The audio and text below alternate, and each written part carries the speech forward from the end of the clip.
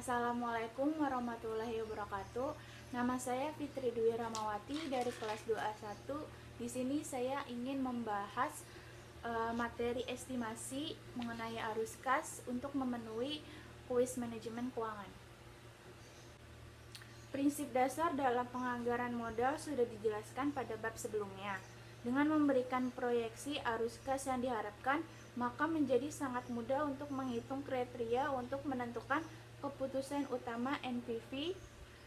Begitu juga dengan kriteria tambahan seperti IRR, NIRR, pelunasan, dan pelunasan diskonto. Selanjutnya ada isu konseptual dalam estimasi arus kas yang perlu kita ketahui.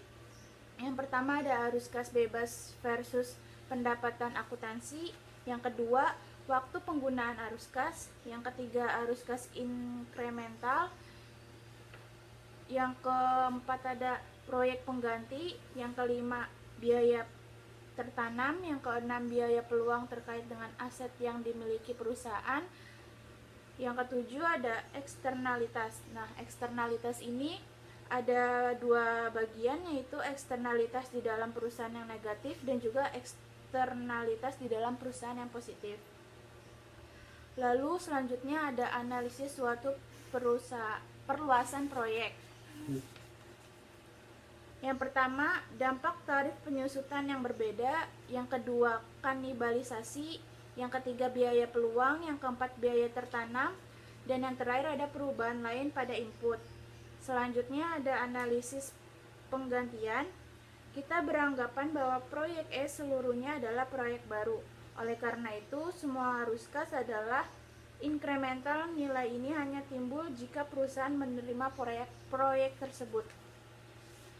Lanjut, ada analisis resiko dalam penganggaran modal. Ada 3 jenis resiko yang berbeda, yaitu pertama, risiko berdiri sendiri. Yang kedua, risiko korporasi. Yang ketiga, risiko pasar atau beta. Di sini ada penjelasan mengenai proyek-proyek pada umumnya, yaitu diklasifikasikan ke dalam beberapa kategori. Kemudian dengan nilai WACC perusahaan secara keseluruhan sebagai titik awal. Biaya modal yang disesuaikan dengan risiko atau risk adjusted cost of capital ditentukan untuk setiap kategori.